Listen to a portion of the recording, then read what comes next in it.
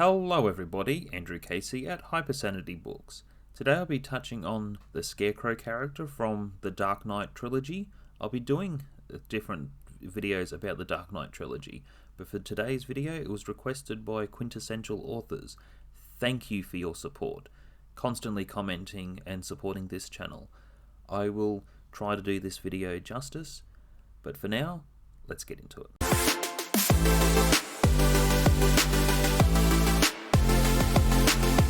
Number 10. Childhood trauma.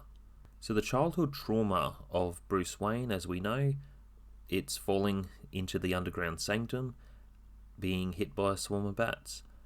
With this situation, thankfully he didn't break any limbs. It would traumatize any child to be surrounded by bats. So the association plays into his trauma later on.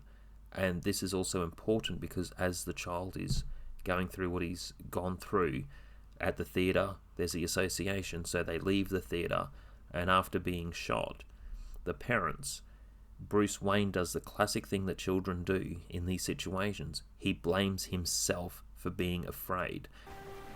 Yes, Master Bruce? It was my fault, Alfred. I made them leave the theatre. If I hadn't gotten scared. This is important to this case study, and it is also important to the Dark Knight trilogy. This is where it all began. It was nothing that you did. It was him, and him alone. Number 9. Speculative trauma. So we don't really know what is the trauma for the character for Scarecrow. However, from different comic books and interpretations and cartoons, it also explained that he had an obsession with seeing what was fearful for other people, but his bigger fear was muscular, stronger bullies that were bigger in stature and bullying over him, hurting him physically. So he came to different understandings of know your enemy. So that's also important in this case study. With that type of characterization, this is where escalation is important into the story or stories ahead with some of the characters that you write, especially around fear and childhood trauma. Number 8. Whose fault for the trauma? Your parents' death was not your fault. It was your father's. Anger does not change the fact that your father failed to act. The man had a gun. Would that stop you? With the trauma, it is said that it's Thomas Wayne's fault for not fighting to keep Bruce safe or keep himself safe. It's his own fault for his death. No, the other person made a decision. There are different situations in life that we will face and be tested with, whether it's right or wrong, to how to resolve, especially in a survival sense. Wallace, Joey, come on, fast. That's fine. Just take it easy.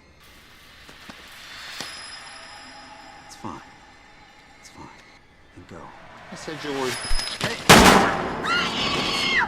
So you could have all different martial arts training, you could have yourself be confident, and then you could find yourself in a situation, which is moving forward in this case study, where you don't know how to solve through that problem. And that's where a lot of traumatizing situations are more prevalent than others. Don't be afraid. Number 7. Know your jurisdiction. This is the third of Carmine Falcone's thugs you've had declared insane and moved into your asylum. Well, the work offered by organized crime must have an attraction to the insane. So Scarecrow, he absolutely understands that Rachel understands that she's also going against protocol to challenge and test him because of what he's doing. And this is the physiosocial or the environmental change to get people out of prison and into Arkham Asylum. So it's important into the storytelling. This is also a concern with mental health issues, and I hear about it on the news in the local community all the time, but I won't get into that. With the subject matter at hand, it's how he's using the jurisdiction to be able to have control over other people within this society. Mr. Finch, I think you should check with Miss Dawes here just what implications your office has authorized her to make, if any. Number 6. Working through your worst fear. So with Bruce Wayne, he's working in with Ra's al Ghul. Within the training scene, there are risk factors. Risk factors are being heard, and he has to work through other fears to be confident and work in with his ninjutsu. The characterization is awesome. I love the movies. Now, working through his worst fear, he starts to work through it in the story and become Batman, to not let his fear overpower him anymore. And that's also important. There are things that will keep us fearful in life, and some of the worst things that we face in life are unavoidable. So as he's worked through this particular scene, it leads on to other conflicts that are more frightening later on, but become that little bit easier to deal with. You cannot leave any sign. I haven't. Number 5.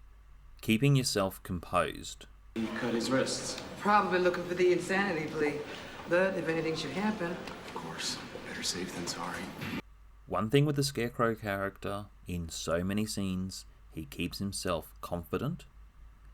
He is also not showing any signs of emotion. And even when being faced with a bully, he is remaining absolutely dead still and calm. Would you like to see my mask? When you look at the very small details on how he moves his glasses, how he talks, and then how he presents his mask, there is a certain dark element in there that's intriguing, but because he's so calm, it's frightening, because you don't know what's coming next. But his past trauma, if we're talking childhood trauma for this character, he's not letting anyone bully him like he did before. Number 4. Facing your worst fear. So when did the nut take over the nut house? They scream and they cry. That is your day now. With this situation, he's forced to be confronted with his worst fear, and previously shown with the amplified drug, it's going to have some nasty effects to create that fear. He is being drugged. He's abusing his power using a dangerous drug that's not necessarily known to be dangerous because of the flower that it was made from. With this type of control, there are different effects that will react to different people. Well, he's not faking. Not that one. I'll talk to the judge and see if I can get him moved to the secure wing at Arkham.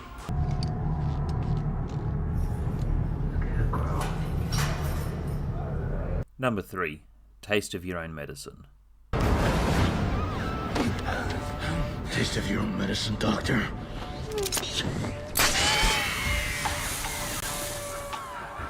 With the dangerous drug, it has an effect, which also paralyzes the Scarecrow character to some extent.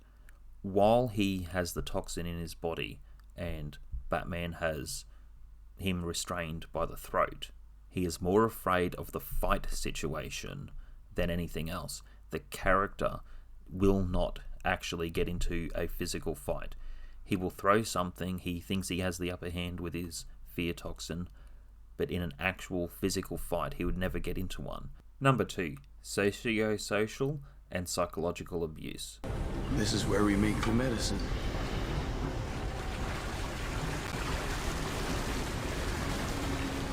Now, this is to an environmental factor of the entire town.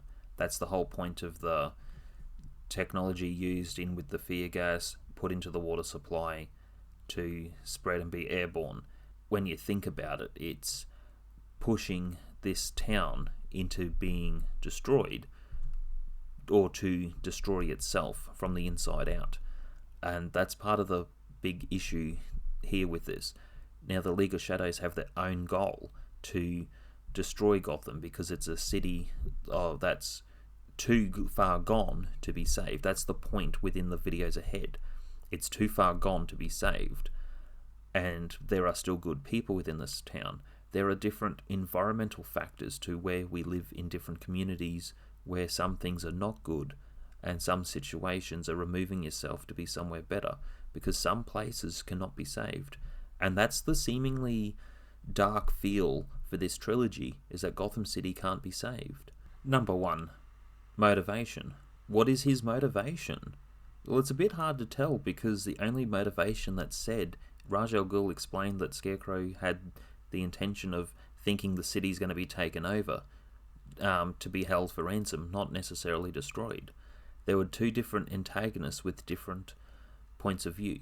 Scarecrow is more of the sub-antagonist. That's why even Rachel with the taser, trying to protect a child, is the one to defeat Scarecrow. Scarecrow runs away to fight another day. Fight, flight, and negotiate. They're 3 things to think about with certain characters that we create and different situations. With the Scarecrow character, I quite enjoyed how the character was created. I enjoyed seeing Scarecrow for the first time on the big screen. I've also enjoyed the character in different adaptations when I was younger, so seeing this character on the big screen was fantastic. There are other Batman villains that have been created that will not end up on the big screen, but that's another story and shall be told another time. Thank you very much to Quintessential Authors for requesting this case study video. Another time I'll be touching on Heath Ledger's Joker and Hypersanity. Otherwise, we'll see you all next time.